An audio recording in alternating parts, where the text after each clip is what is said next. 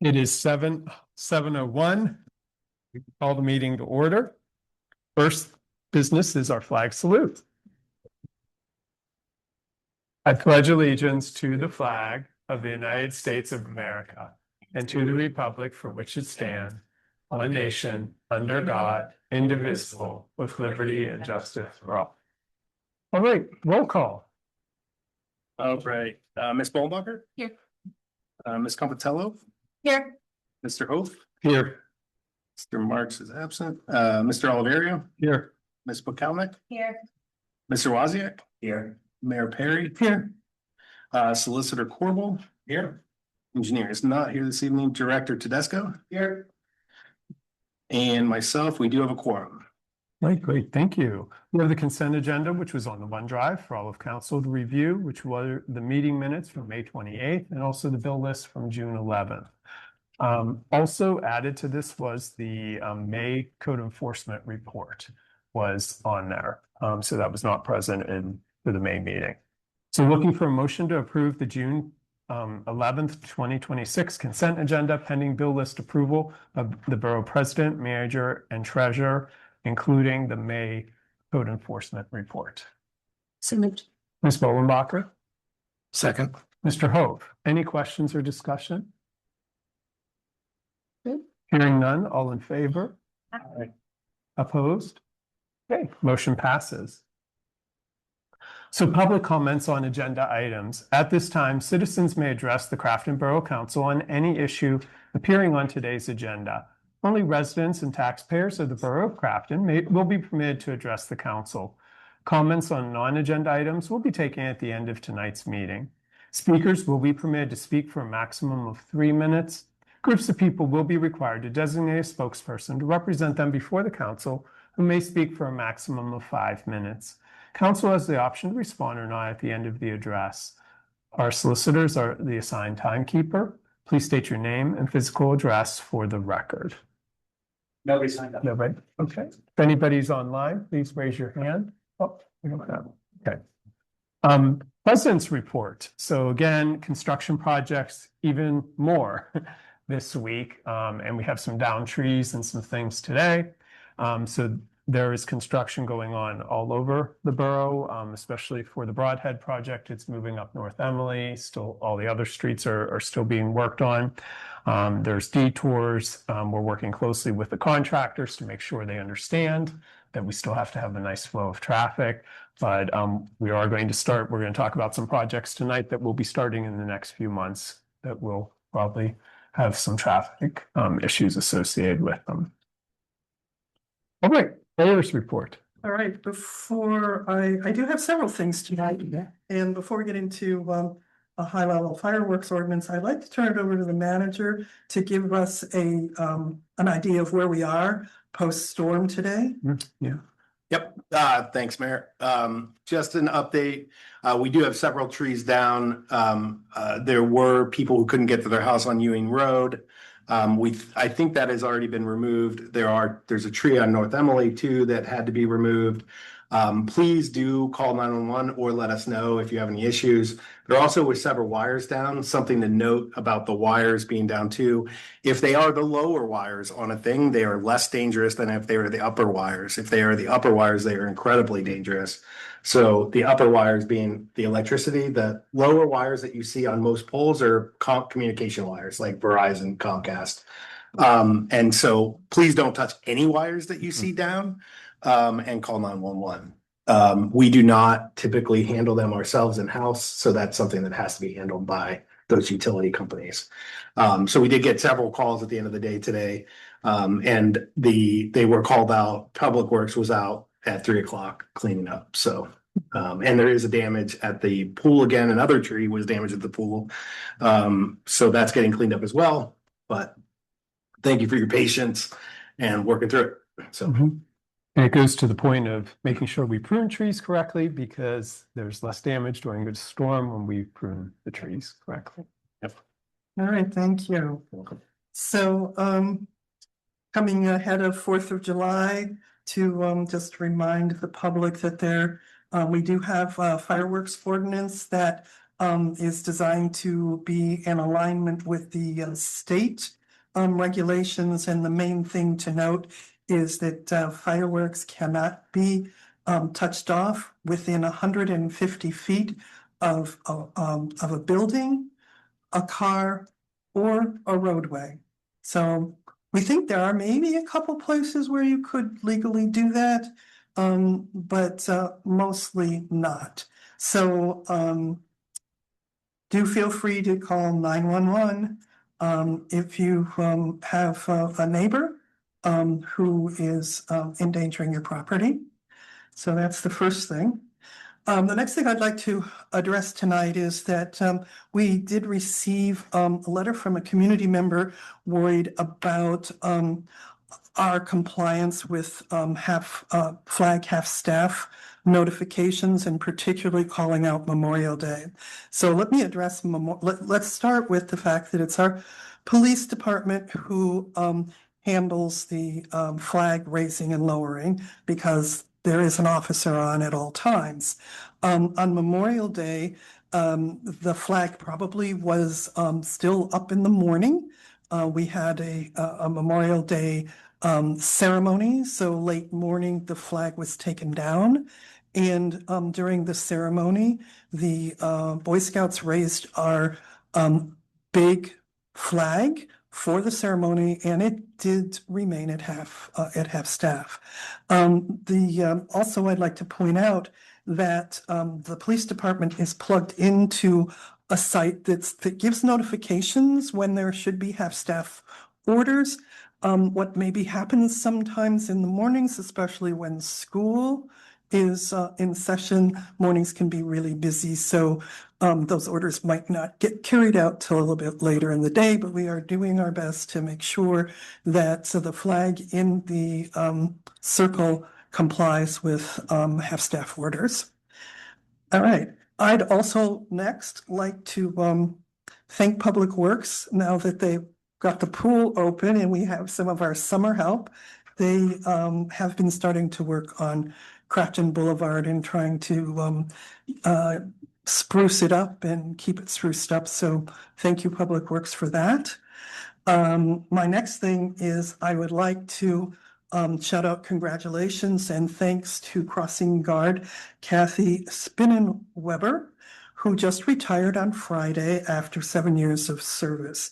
And this past year, if you're trying to place which one it is, she was at Bradford and Noble. She had served on other corners in previous years. So thanks for all your service, Kathy.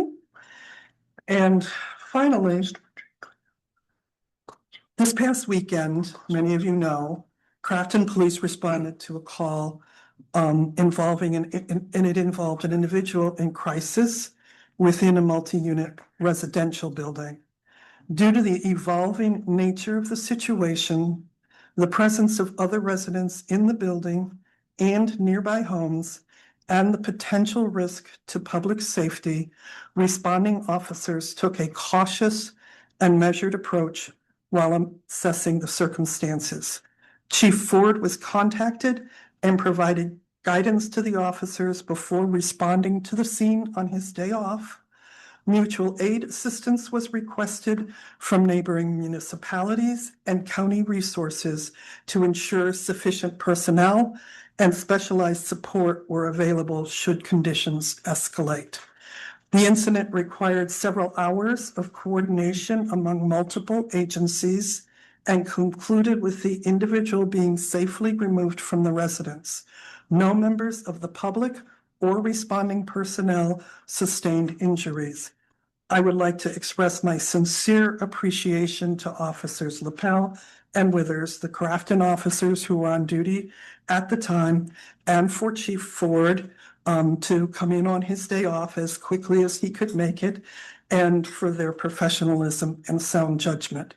I also extend my thanks to the police departments of Ingram, Greentree, Carnegie, and Robinson, along with the A-Team and the Allegheny County Police Negotiation and Tactical Units who responded.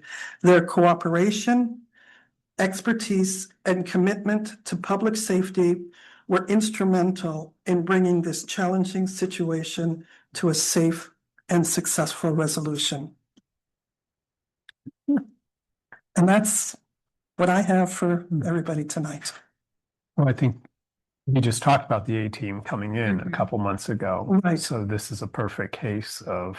Yes, and they have been quite helpful. I've, in my, weekly conversations with Chief, there have been some instances where their assistance has been extremely helpful. So it's a really wonderful new resource that we have.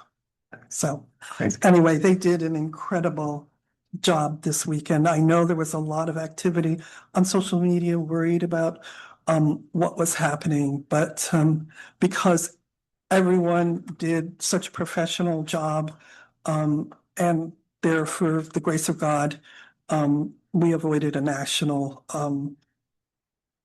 news cycle. Great. Great. Thank you. Ms. Perry, solicitor's report. Public report this evening. Okay. Your manager's report, Mr. Frank. Thank you. The first thing I have on my report is actually, I need to request a amendment to the agenda.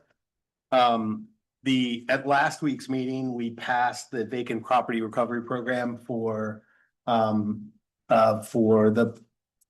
Susan Prim's property, 68J80, which is directly next to her property. We approved it as an agreement or as a motion, but I actually need to do that as a resolution, and I did it incorrectly. So I would just like someone to make a motion to amend the agenda to basically state that we want to put a motion on there or an item on there to pass resolution 2026-11 approving Susan Prim's vacant property recovery program application. So moved. Do we need to read it all off? Or is that Jim did it. sufficient? Jim did a fine job. Yeah, I have, Yeah. I have the motion here too. Okay, so Ms. Compitello, Second. Mr. Hof. Okay, any questions or discussion? And this is just about changing the agenda. Yep. Let's state the ordinance, what we're voting on, please. Yeah. Not- Voting, yeah, this is just not- voting to to amend amend the the agenda. And And then there'll be a second motion, presumably, Right. after that, to vote on the resolution related to the motion that we passed on the vacant property program last week. Okay. Any other Here. questions? Okay, all in favor? Aye. Opposed? Okay, motion passes to amend the agenda. Okay, thank you. And then with that being said, I'd like to ask for a motion to approve resolution 2026-11, which is approving the borough's approval of Susan Prim's vacant property recovery program application to the county for lot and block number 68J80, which is directly adjacent to her property, 276 Ewing Road. With the additional stipulation there. Oh, yeah, and that as part of it, as part of our agreement, she will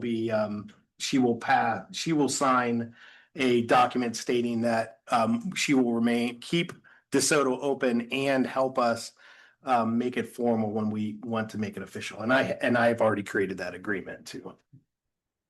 So Thank it's you for- subject to the applicant's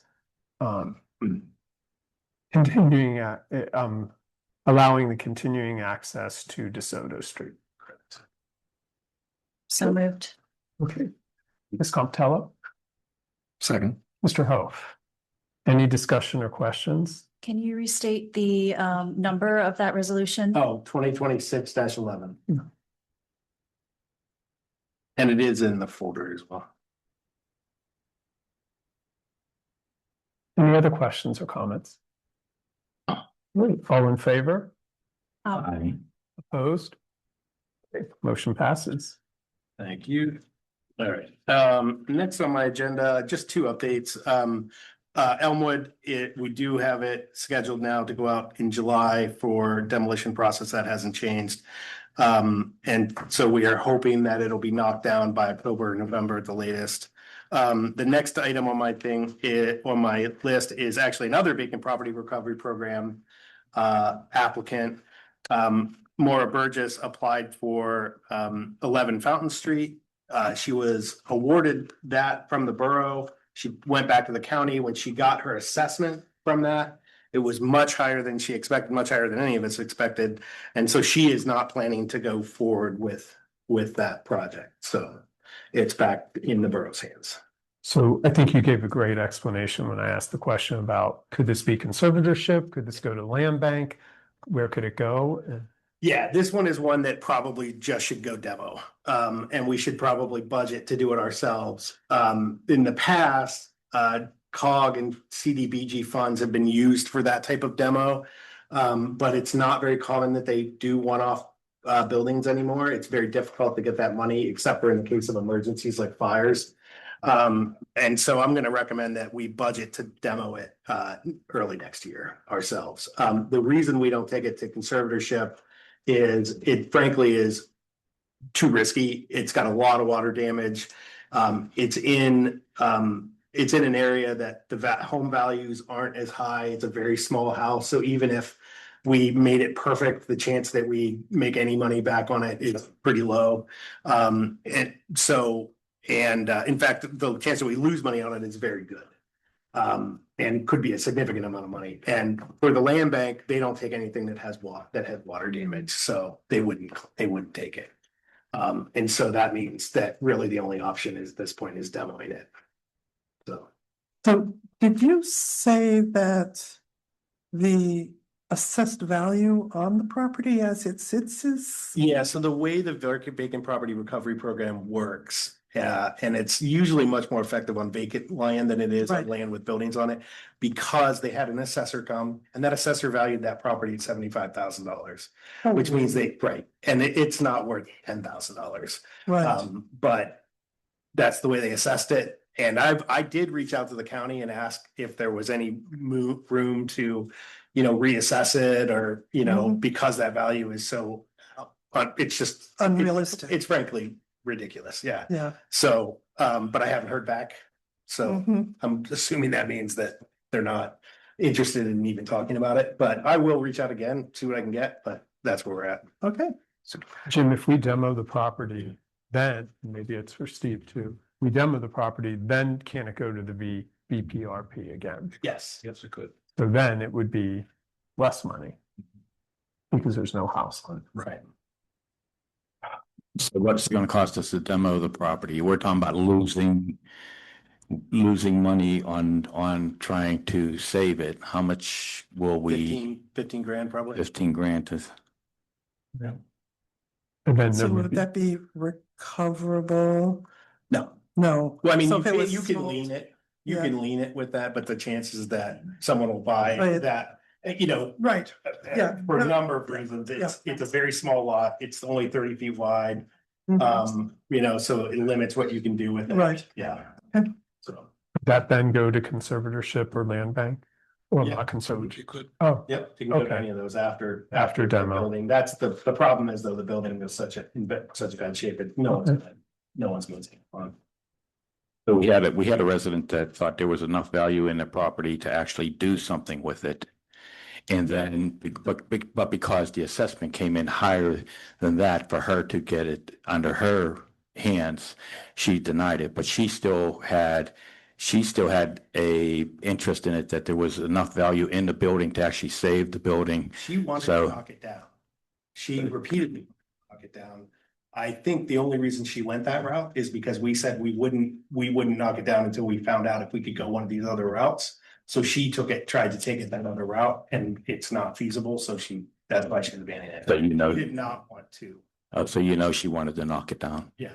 Okay. she wanted to knock it down, but then she was going to repair it if she got it through the VPRP program. Right. And I've spoken to her and she was going to repair it and she's very upset because the process has been 2.5 years. Yeah. Right. It's been a very long time we've talked about this. So because it's assessed so high, she's have to pay $80,000 plus everything else, then to redo it or demo it or anything on top of it, and that's not worth it. So have we looked at back taxes on that property or anything? Is it, We, you have not, so we have not really assessed the property to figure out whether or not there was any value in the property, or we're just going like, we think this, or did we look into some numbers? We looked at the damage, Mhm. and it was basically, the assessment was that there's no way you're gonna get your money out of this. Right, and Yeah. that is separate. That assessment is separate from the county's assessment. Right. That it's is nothing to do with 70,000, us, yeah. And so in order, so it's not only the taxes that are that would be due on 70,000 assessment, you're saying she'd have to actually pay 70,000 for it. Oh, yeah, she'd have to buy it for 70,000, yeah, 75,000, I think it was, yeah. Yeah. I guess my comment was thinking that she thought there was enough value in it that to actually put into it, but now you're saying no, that she didn't, she was gonna knock He it wanted to down. knock it down. She came to us Mhm. immediately to knock it down. The only reason she even considered doing that is because we said we didn't want to knock down buildings. And she backed into that. And Yeah, But, the but, assessment, but she even had on her application that if it wasn't affordable. So when you get it, when you get a vacant property through the vacant property recovery program and you're asking to rehabilitate it, you have the ability that you can go back to the county if you decide that it's not feasible to rehabilitate it after you get in the building and make an assessment, then you can go back and ask them to demo it. My guess is that's what she was planning to do. But I don't know that for sure, but I can tell you that the plan was very, very light on details. Mhm. Giving us the plan for what she was gonna do with it. We estimate that it'll cost 170 to $200,000 to rehab it. And brand new, that house would probably sell for 150. So our estimates are from where? That's the only thing I'm asking, where the estimates, we had. are they on the OneDrive? What's that? Are they on the No, OneDrive? No, we just talked about it. Oh, okay, Yeah. all right. I pulled up the docket on the property and it looks like there's at least since 2008. All taxes have been unpaid. Unpaid since 2008, Yeah, so about almost 20 years. 20 years of back taxes, potentially. And her property's Coverable. right next door. Mhm. So that's why she has the interest in it. Right. You should look at all the numbers and figure out like what the back taxes are, if, you know, I mean, we had one person look at the property and say, I think it's gonna be this much to repair. We had a property owner, we had a resident that thought it was potentially savable, potentially. yeah, So- but the thing that has happened here is the county has put a monkey wrench in the whole thing that says the bottom line is $70,000 in to purchase the property, then 150,000 or more. Yeah, but what he's asking, he's Yeah. talking about the conservatorship. Oh, If okay. we go through a conservatorship, he's right. There's a potential. We should look at it and I'm Okay. happy to do that. And we can go in and look at those numbers. Because we don't have to pay.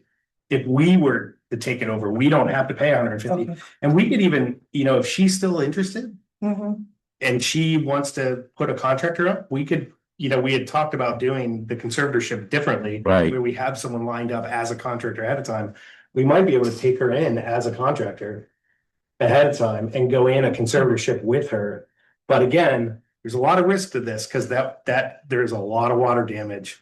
And so even if you make it work, it could end up costing the borough a lot of money. Way more than demoing it. Right, and the value of that house, my guess is, even if those taxes haven't been paid for 2008, I'll bet they're not that significant.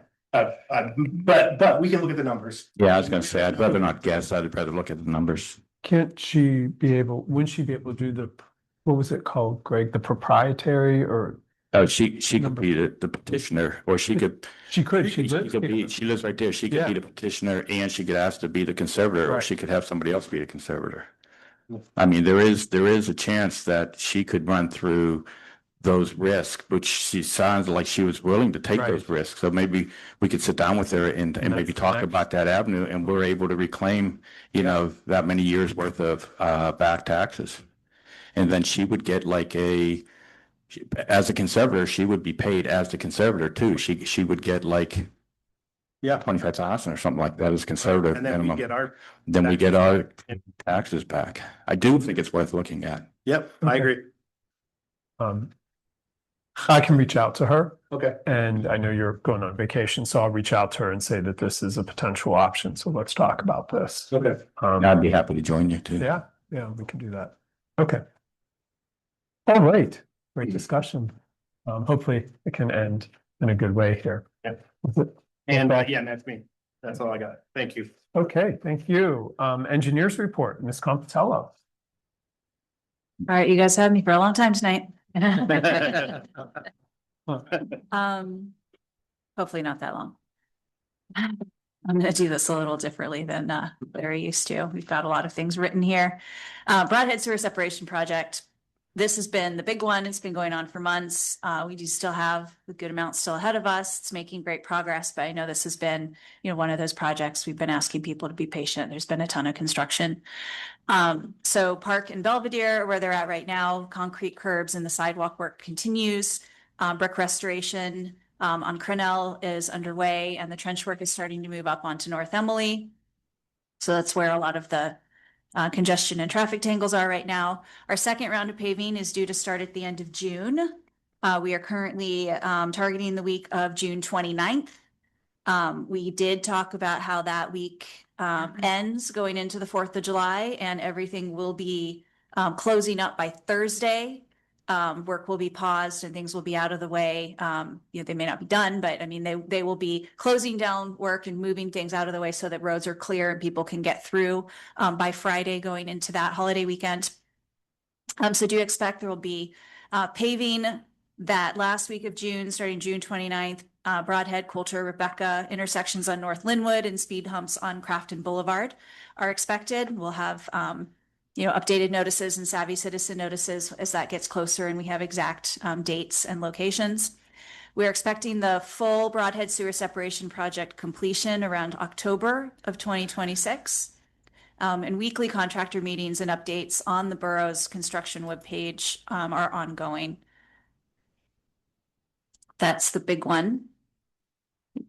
Questions? Number of just brief updates here. The Perrine Street Sewer Project, the city has finally approved that resolution. So we are formally now moving forward with the eminent domain process. The DPW building, the final punch list is complete. Congratulations. That's been a long, long time in the coming. We will probably plan some kind of, formal photo op for it.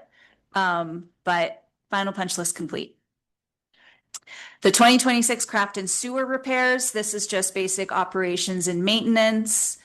We do it every year. That project work is in progress. We've broken it out into two different contracts. Contract A, the repairs are complete. Final restoration and milling and paving needs to be completed. Contract B is working to schedule. There's really no change and no updates on this. This one's been just general update for a while. The operations and maintenance still proceeding on schedule. The Noble and Linwood Parks project. This is a $500,000 project. We have a $250,000 state grant. Borough's matching $250,000. We're making upgrades to Noble and Linwood Parks. This is lots of fairly light upgrades. It's been a lot of engineering work to make sure we get the details right, but it's essentially making them more ADA accessible, adding some lighting, doing some upgrades to the surfacing. We've talked about this in council. We did have a bit of an update at the infrastructure committee this week. We're still waiting for one of the ADA surfaces, one of the ADA parking spaces. We're waiting on a survey. That may have come in already this week. That's the last thing we're waiting on before we can go out to bid.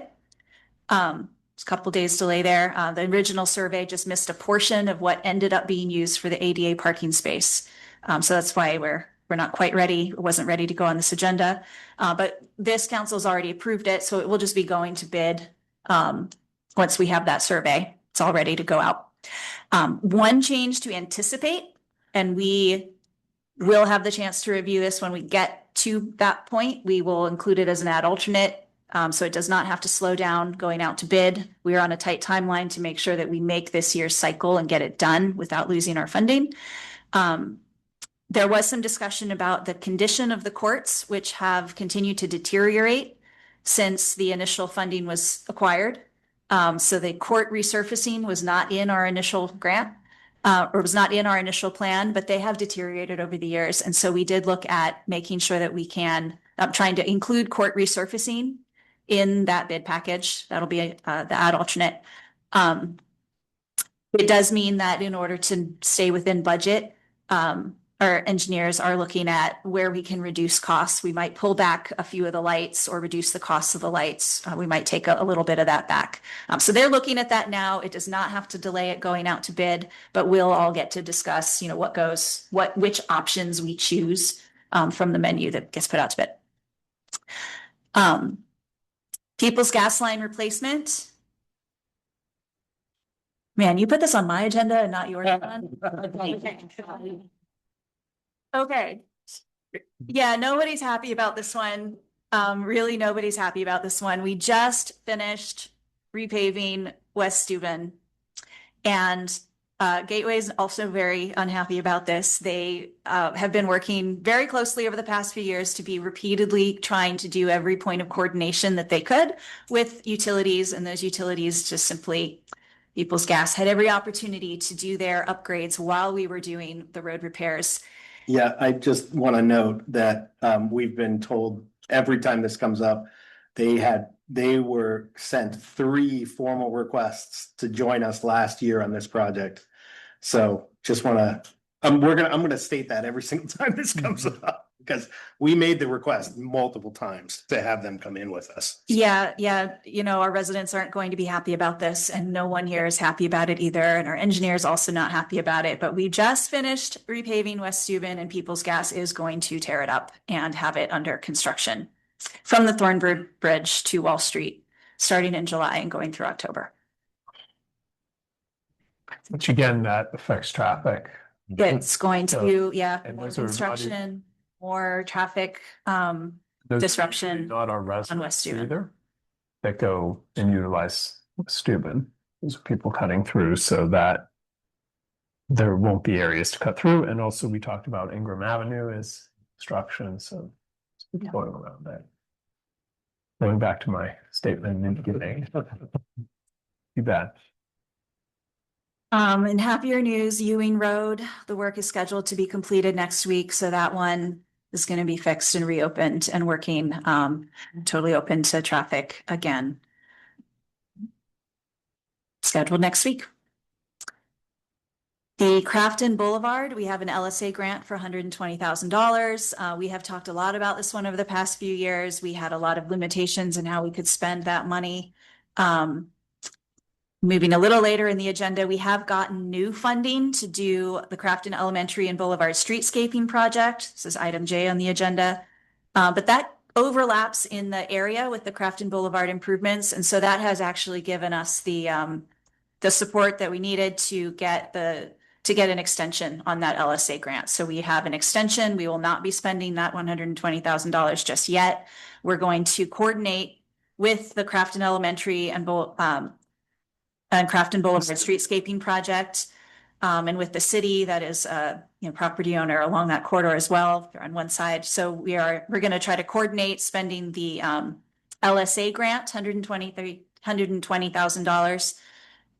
We had looked at some trees along the street and also an electric vehicle charging station.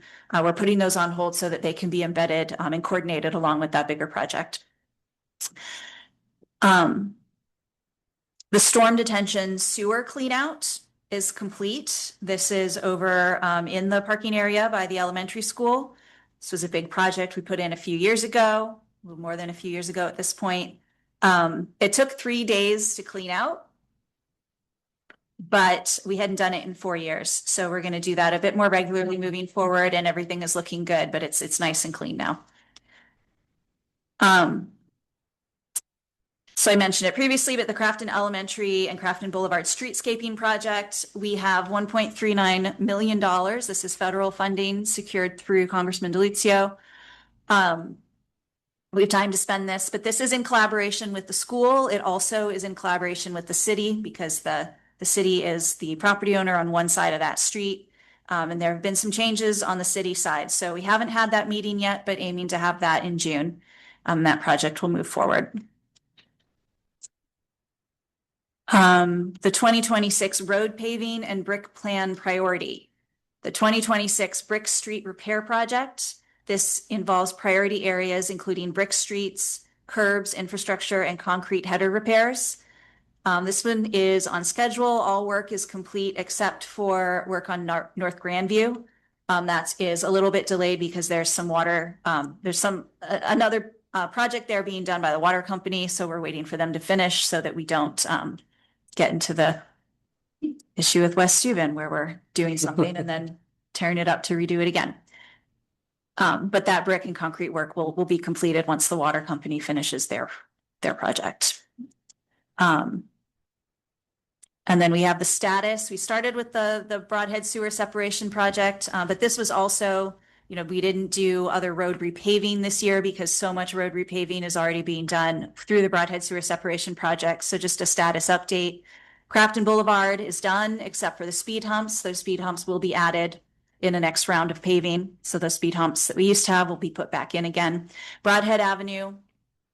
We don't have notes on all these. June. That means they haven't been paved at all. Yeah, Have not been paved. yeah. Broadhead Avenue, not yet done. Warren Street is done. Park Street, not yet. Coulter is half done. Crenell and North Linwood are at the brick trench repair phase. Rebecca, North Emily, and Belvedere are still upcoming. That is the engineer's report. All right. Thank you, Ms. Comptello.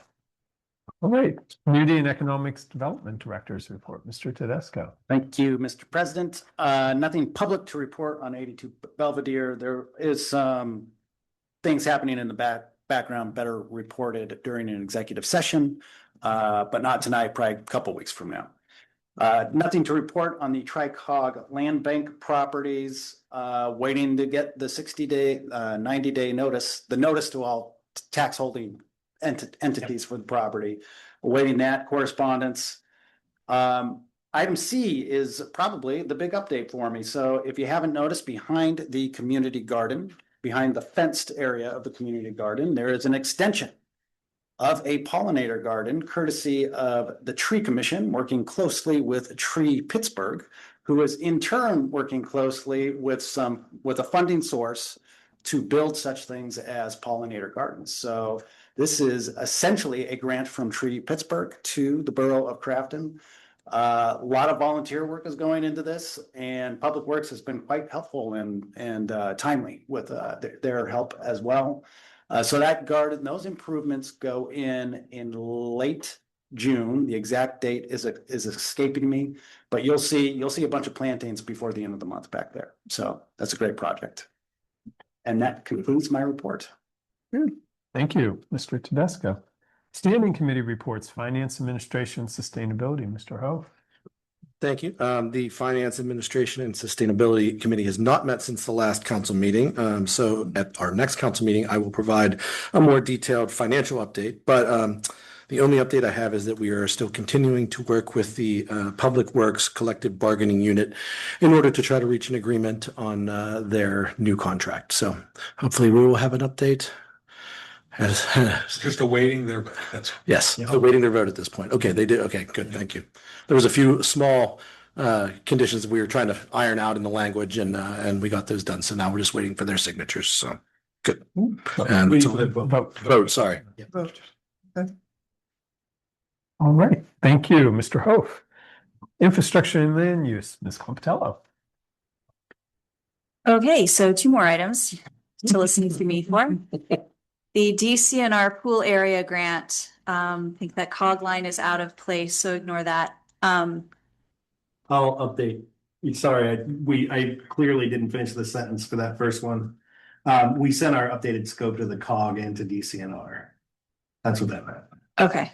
Sorry about that. So for the pool area, we do have funding from DCED as well as through the county. We have a series of different improvements that we're going to be making. This is not particularly new news. We've talked about this before, but I'll give an update. We've been, working through a little bit more detail. None of this is going to affect this year's pool schedule. All the big upgrades will be made after the pool season closes. A few of those upgrades, the smaller things, will be done sooner and done in-house by borough staff, by Public Works.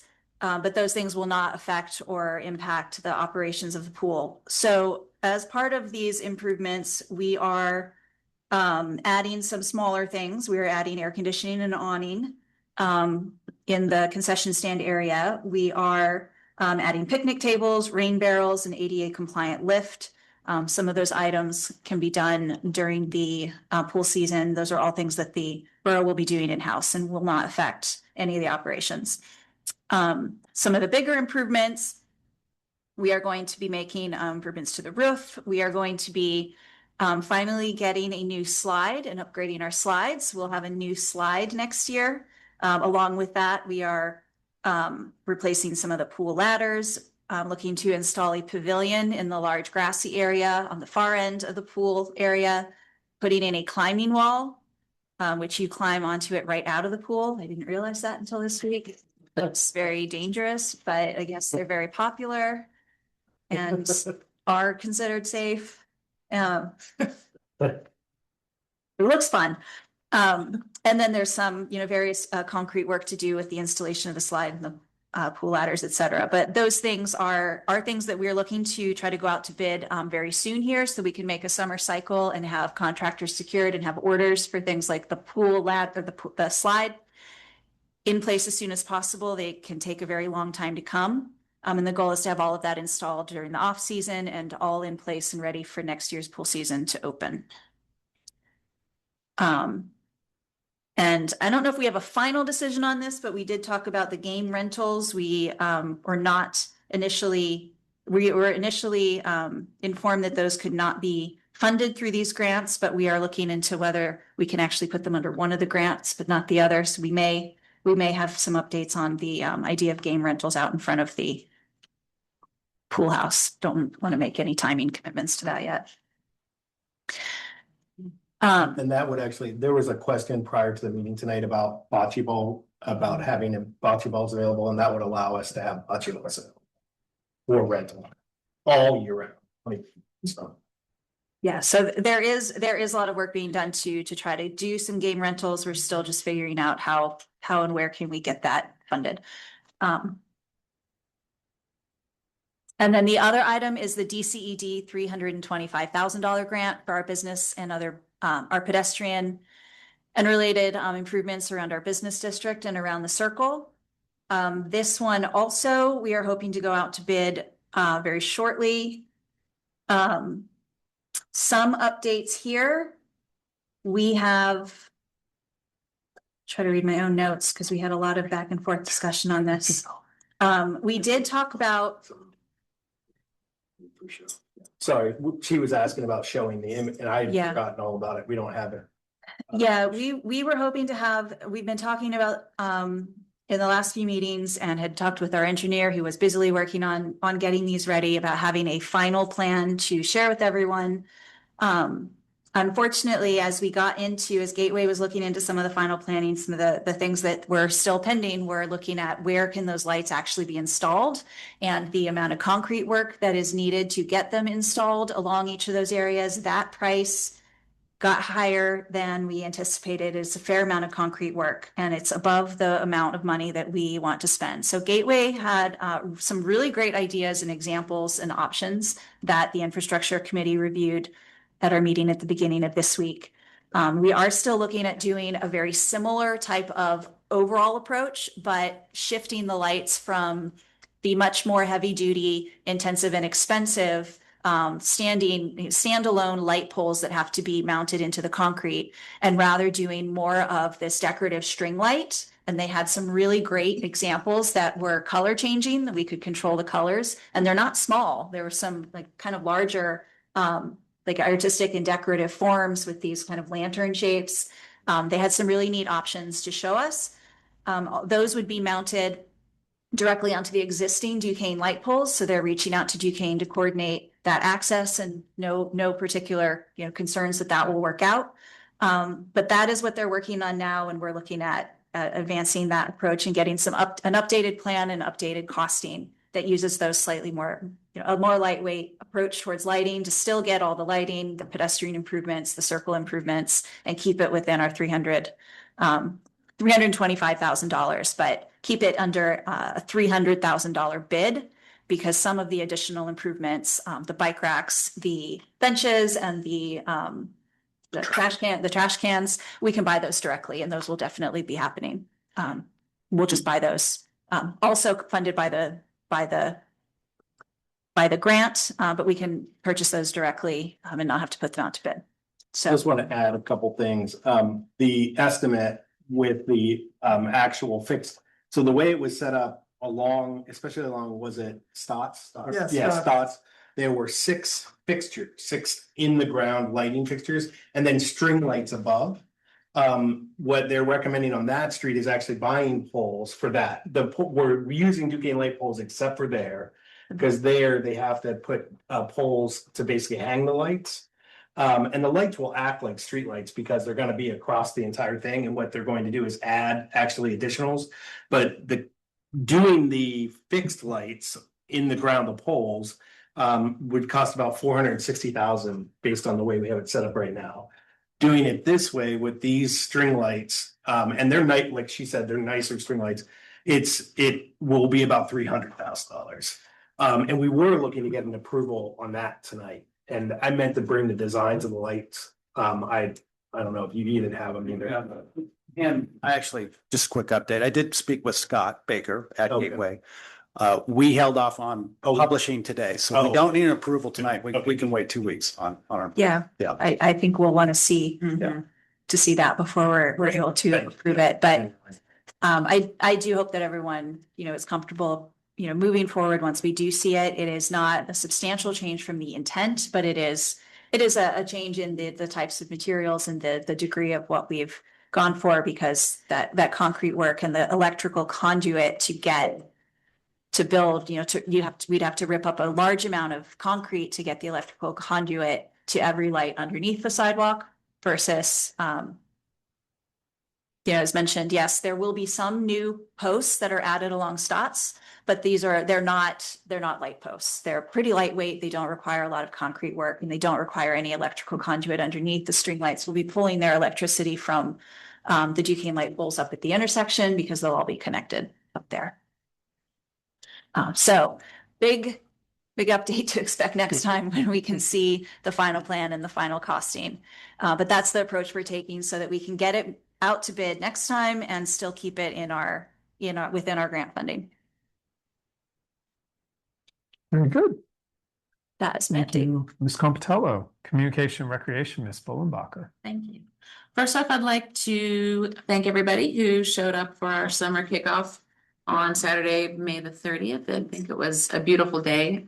A lot of people showed up. It was a wonderful success, I think. Thank you to the Amendola family for helping us pull it off. If you haven't been down there to see the new bocce court, it is gorgeous. And as we were talking earlier, there are bocce balls that are available to be rented. So if you don't have your own, they are available during pool hours. Just go to the pool, let them know that you'd like to rent them, and they'll walk you through it. I believe the directions on how to play bocce is also down there. So if you don't know how to play, you can either do that or maybe pull up a YouTube video. That'll work too. Upcoming events, as we all know, 4th of July is fast approaching, and our 4th of July celebration will be on Saturday, July 4th from 5 p.m. until the conclusion of the fireworks. Thank you to Huntington Bank and Crafton's American Legion Post for helping us, for sponsoring our 4th of July. We were able to do a few more fun things for the 250th anniversary of our country. Some of the things to look forward to: we're going to have 2 bands this year. We're going to have music by Mingo Creek as well as the Wiggins. Our food trucks will include Ray's Pizza and Food Truck, Pittsburgh Crepes, Hermes Food Truck, Twisted Lemonade, and Back Alley Brewing. We'll have some lawn games as well as spin art and a bubble house. We will have a balloon artist, face painter, and we'll have airbrush tattoos, as well as an inflatable obstacle course. And we'll also have jugglers. We'll have a stilt walker and a flow artist, and we will have a lovely appearance by our none other than George Washington. And maybe some of his friends. We'll wait and see if they're coming too. Mini golf will also be open that day, so make sure you come down, have some fun. Also, Fall Fest will be coming before we know it. That's Saturday, September 26th from noon to 6 p.m. Music again by Mingo Creek. We have already lined up axe throwing and balloon artists, face painting. The puppy parade will be making a return, as well as some food trucks and vendors. I'll have more details as we get closer to the event. Some other ones that I don't have a whole lot of detail on, but just to keep on your calendar, our 21 and over Halloween pop-up event at Mini Golf. We still don't have a date for that yet, but as soon as we do, I will let you know. Our celebration of lights will be Saturday, December 5th, and our holiday house tour will be Sunday, December 6th. We are currently recruiting people to volunteer their homes for the holiday house tour, so let us all come see your beautiful home and your lovely decorations. Please go to the website, our Crafton Borough website, and let us know that you would like to participate. Because again, as we learned last year, if you don't participate, we don't have a tour. So please participate. And as always, volunteers, we are always looking for volunteers. Even just an hour of your time would do wonders for us. So please go to Crafton Borough website and let us know that you are interested. And I know I always ask for volunteers, but I failed to neglect, I've neglected thanking the people who have consistently volunteered. So I just want to thank anybody out there who has volunteered the rec board, their time, their efforts, whatever they've volunteered. It's greatly appreciated. And thank you for that. Unless there's any questions on any of those. Our ongoing events, Yoga in the Park has begun. That started on the May 30th, and that will run every Saturday from 10 a.m. in the park, now through September, with the exception of July 4th. We're not going to have yoga that day. Mini golf also is in full swing, Fridays and Saturdays from June through September. It is an expensive $2 a round. So please come out and have some fun with the family. It's a pretty cheap date, and it's a pretty fun one, I must say. It will also be available on Fall Fest as well as the Halloween pop-up. We have so many events going on in the neighborhood, thanks to our library and our garden, to many dimensions. So please go to the website, to our calendar, and take a look and see what's going on in our lovely little town. Last up is our newsletter that went out the first week of June, so you should have received it in your mail. If you haven't, you can always go to the website. I believe the digital option is available. Probably. On the website? Double check. If not, it will be shortly. It can be. And also if you don't want to do the website, you can call the borough, and I think we have some extras that we could send. Yeah, we haven't gotten our hard copies yet, so I'm curious if. No, not yet. And I wonder if maybe there's been a delay in, There'll be a delay. yeah, we'll look into that. Didn't like- I've just made myself a liar in front of everybody. All right, well, we'll find out what's going on with the newsletter. So other than that, that is, unless anybody has any questions, that is the end of my report. All right, thank you, Ms. Bodenbacher. Board Commission recruiting, Ms. Buchanan. All right, thanks. Short and sweet here. Just gonna go over what we currently have available under our boards, commissions. We have a rec board seat available. Aaron just went through this great list of all the things we've got going on. So if you're interested in being involved, being a part of that group that helps come up with these ideas and brainstorms, we'd love to have people apply. So we currently have one seat available that would expire in February of, my good Lord, 2030. Civil Service Commission, there is a alternate seat available at this time. So if that is something that interests you, please apply. You can do that on the borough's website. We also have a 6-year terms, a regular seat available. That will start July 1st. So if you're interested in the Civil Service Commission, we have an alternate seat available at this time, as well as a full-time seat becoming available July 1st. So you can, again, go to the borough's website to apply to any of the available positions. And lastly, we have a seat available on the Planning Commission. This was a term that will expire on April 13th, 2028. So that is one that is available at this time as well. A little bit later down the road here, we will have another rec board seat becoming available in September. So again, I encourage anyone who is thinking of ways to be involved. We have opportunities for you. Rec board is a great place to dip your toe into the water if that is something that you're interested in. That's it. Very good. Thank you, Ms. Plekownik. The COG, Mr. Wozniak. So the COG tonight is their June meeting. It's on a Gateway Clipper fleet. If anybody wants to run down and swim over to the boat, I guess go ahead. It's tonight.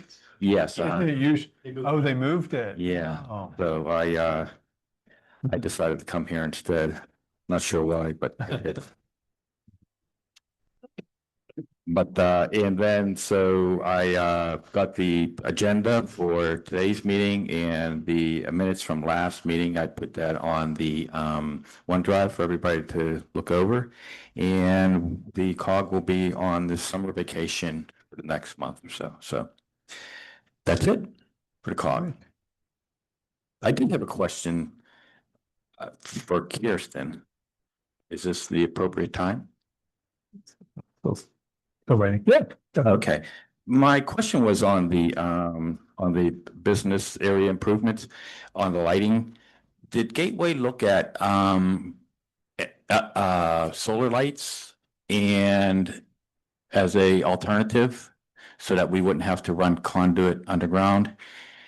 The other was the fact that if we're going to run string lights, can we run power, since we're going to be putting overhead wires anyway? Can we then run power overhead to the other lights and avoid the cost of the conduit for standard light fixtures? I don't know if Gateway looked at that or not. Might be a thought. Gateway only took over advancing this when Larry left. So they're taking this to bid because we are running out of the time to spend the money. So they're not looking at options that weren't already previously discussed in the whole alternatives development, the sessions with the planning commission, the sessions with the small business subdevelopment committee, the public survey. We haven't put any new things on the table that weren't within the 3 alternatives that were reviewed previously. The idea of having lights, has the largest benefit in the winter months when the light is very low and it's very dark in the evenings. So having the electrical is generally the way we would need to go for that anyways. I'm not an electrician, so I can't really answer the other question. But Gateway is not looking at new alternatives at this point. They're helping us wrap up the year or so of discussions and exploration and design alternatives that have already been reviewed. They're helping us get that wrapped up and ready to go out to bid. Yeah, we can ask them for it, but my thought on the good idea on dropping it down, the only thing is you'd have to drop it down for every light. So you'd have to have some kind of light with a pole going up with those strings attached to it, which might be possible, but I don't know that I've ever seen anything like that, but we can look into it. And I don't know that solar lights with our solar capacity here, especially during the winter, is high enough to make it work all year round without, with the lights being on, but I don't know that for sure. Yeah, I don't know that for sure. I'm just asking if, I'm not sure either. I'm just asking if the cost of bearing a conduit was, putting it over the top. And then the thought of, since we're doing overhead wiring for draping wires, we could do the overhead wires to supply the light standards. The engineer indicated in the infrastructure meeting that they would need to be buried. We didn't ask why that is, but he seemed very confident that they needed to be so. So we could ask for clarification. That's traditionally how they're done. Yeah. But I'll bet you they didn't look into another option. So it's probably worth at least examining and seeing whether it's a potential. South Park, if you've been Corrigan Drive in South Park, has I think it's almost like over 100 lights that line their park and also the street, and they removed poles to put them in, and they're all solar. So they have solar panels, then they shine down, I think, an LED, and it's one after the other on there. So I don't know if that's. Yeah, but the real question is, are they solar primarily because most solar things are tied to the grid. Yeah, and I think there were poles there before Right, with electric, so I don't We know. might have been able to time it into Yeah. it, yeah, okay. All right. Our upcoming events. Our next council meeting is Thursday, June 25th at 7. We do have, is it just substitute now, crossing guards, or do they have permanent because we had a retirement this month? I have not been Mhm. told Okay, yet, so since they're off for the summer, I'm sure we'll have an update okay. on what's needed sometime in the next few weeks. So we might have been an alternate that wanted to move up. Right. Yeah. So, yeah. Yeah, I am not sure. So we still have the substitute part-time Right. still available. Okay, We're trying to talk Charlene into doing that. there we go. The pool passes are available and can be purchased online. We do have Birdtown crafts and story time. So Saturday, June 20th, which is next Saturday from 10 to 4 at the library. There will be painting birdhouses, playing games, and also checking out the new birding backpacks. So with the $1,000 grant, the Shade Tree Commission subgroup, which is the Birdtown group, put together all the put together and purchased birding backpacks, which have binoculars and bird books and everything in them that you can take out and from the library, check out the library and go birding. So on the June 20th, there will be painting birdhouses and games and some activities happening, and also the revelation of those birding backpacks. 4th of July, Ms. Bollenbacher went through that. And then we also have the Crafton Heritage 5K, Thomas J. Witt Memorial Run Walk. So this is also happening on the 4th of July at 8 a.m. This is a tradition in Crafton, and whether you're a seasoned runner, it will be a race, but then there's also for the casual walkers a separate section. There's a pre-race pep rally on Friday, July 3rd at 6 at Cafe 412, and that is a free event. Everyone is invited to apply or to register for that. Seats are limited, so you can register. There's 2 registrations. One is for the pep rally and one is for the race. So you need to register either for both or for one. And Cafe 412, it is sponsored, I believe, by the Rotary, that it will be free meal for anybody that wants to come. So I encourage people to do that. I believe there are still spots open, I know, for the run and possibly the pep rally. All right. Okay, can I Yeah. just do one more? And I'm trying to confirm a time, so if I get it, I will let it in. It's popping up. I wanted to water aerobics is back. So Monday, Crafton Pool, jump on in. I'm trying to get a time and 8 o'clock. 8 o'clock. I believe it's 8 to 8:45. You get into the pool a half hour prior to.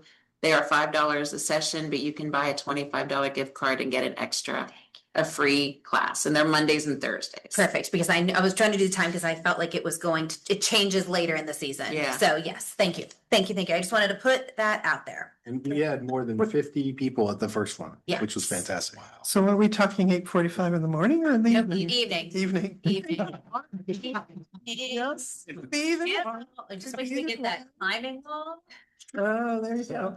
It's crazy down there. Yeah, so I also realized that I had quite a few things to say tonight, and there's one that I skipped.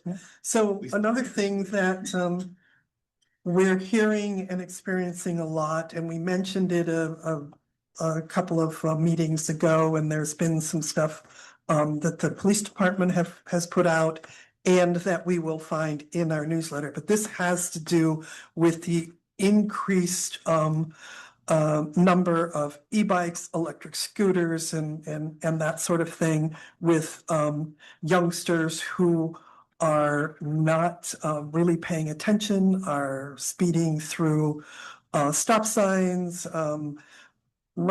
almost running people down on the sidewalks and that sort of thing.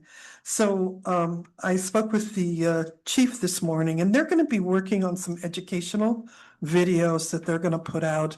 I had a couple of residents saying, could we have some kind of a workshop? But that's the sort of thing that a lot of time going into one-off. So they're going to be working on some videos. And what I do want to emphasize is that our officers are very aware of it. Their eyes are on all of this that's going on. They're doing a lot of stopping and warning and education at first.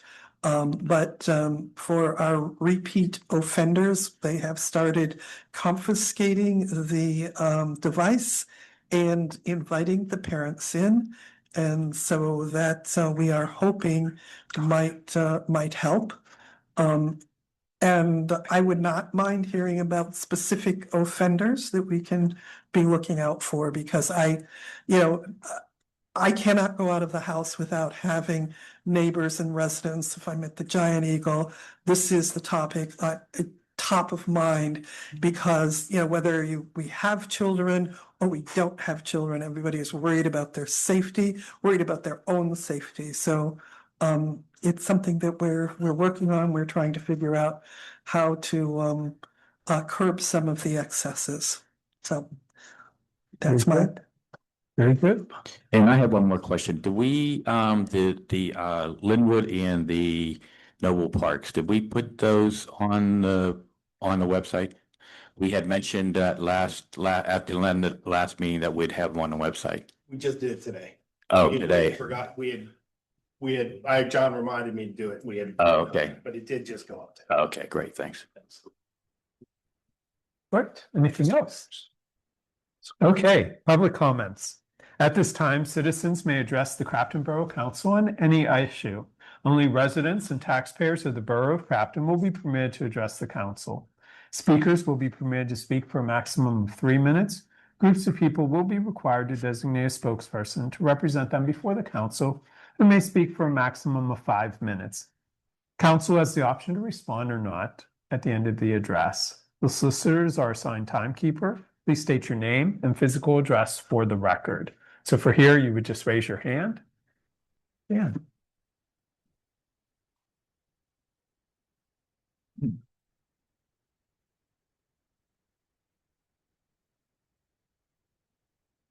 Hi, Jan Sweeney. Is it on? It should have Yeah. been installed. Oh, there we go. Okay. Lincoln Avenue. Just a couple of things. One, I think the floor in bathhouse is good. But haven't heard of anybody slipping. It seems to be fine. Only took 3 years. I know, this is the third floor that they've done down there. The first was when they did the bathhouse. They put paint on it last year. Yep. And the mats. And this one, so the third time's a charm. 2 years. Right? It was 2 years and then they did the mats for 2 No. years. Yeah, they did the mats for 2 years, the first year and last year. Yep. So that's great now. I was gonna ask about the e-bikes and the e-scooters. I was stopped on St. Philip's Hill. There were 2 kids that came tearing down Steuben I Street, know. almost knocked the lady head over heels. She's jumping out of the way, and I mean, they didn't even slow down. I know. I So, know. and we have a couple kids on Lincoln. They just fly up Montana. The cars So- on Lincoln don't Right. stop at the stop sign. And somebody's gonna get hurt up there. And then my other thing is Thomas Street. I don't know what to do about, what you can do about it, but cars come out of the Dairy Delight, make the right onto Thomas, and then pull out onto Steuben. Well, people aren't expecting cars to come out of Thomas. So maybe the officers could pay more attention, not that they don't have any other things to do, you know. And cars going straight ahead from the right turn lane, they'll just fly right up there. So that's kind of a bad situation down there with everything that's going on. And Aaron, I did want to say that Crafton kickoff summer, that was really a nice event down there. Yeah, the rec board did a beautiful job. It was Thank really you very for nice, that. yes. And the Ritas, that was a huge hit. Yes. So, I only went once, but I do know some children that went several times. They were encouraged. They Yeah, were that's encouraged. Please So, take care thank of, you. please The take weather care of could that. not have been visible. Yeah. We got. Well, the thank you. gifts handed. Okay, so, I would Yeah. like to just reiterate that if there are certain offenders that people know of, please either call into the police department or let me know.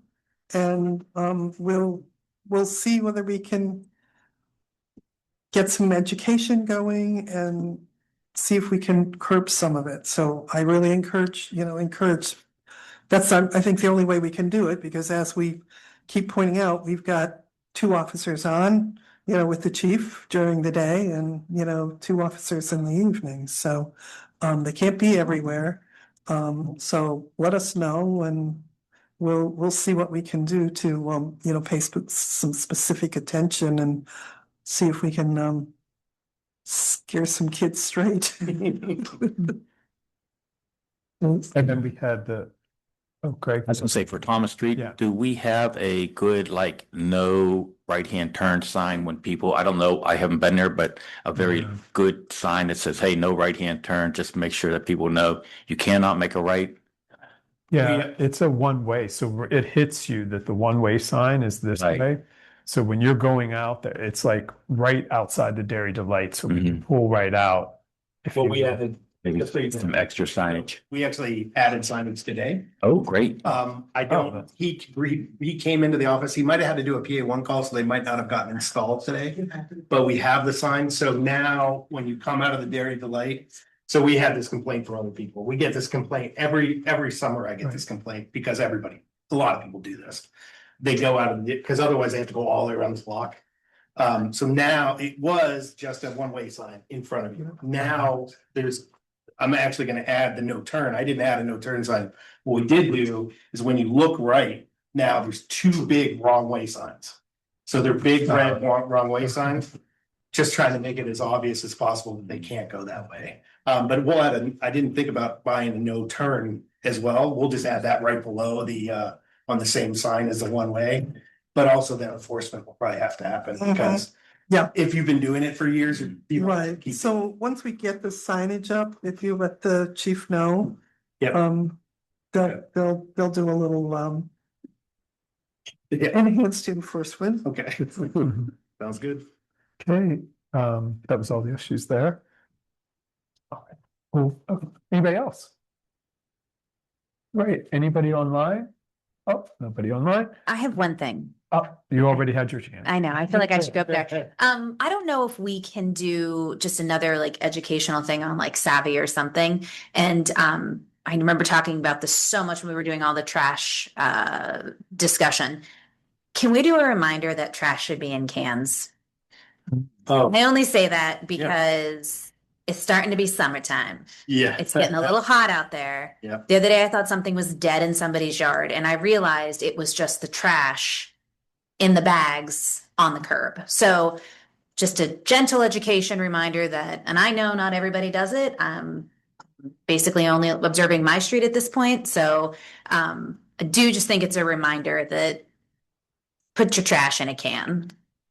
Well, the raccoon Mhm. will, Oh, if I've it's seen, not, I they- have 2 little raccoons on my street that make a viewing every night. They're before they're garbage. They loving come trash in it. Strolling down the street with Yeah. no worries, looking, see if you can. And that's a Oh, good neighborhood. to Oh, do that. this- I Yeah. was walking the If dog, you like, have something's it in a like can, they Dan, won't. yeah, too. Yeah. It's just sitting in the sun. So I just think, just a reminder to folks that, I mean, I get not looking for 100% participation, but if we could get like a 60, that would be great. It's just very stinky and also super unattractive. So Yeah, we'll put out in minutes. yes, Especially if it's got food in it. Like, Oh. you've got like an old broken chair and you don't put it in a can. I mean, I don't mind a rocking chair on the curb, but like, I was like, there has to be like meat Well, in this. So, and technically it's required. yeah, Yeah. I mean, I remember like that was all the discussion. Waste management was gonna give you the can, so there was no excuse, but so just gotta get some trash cans. All right. And with that, it is 8:14. Meeting is adjourned. Thank you, everyone. You.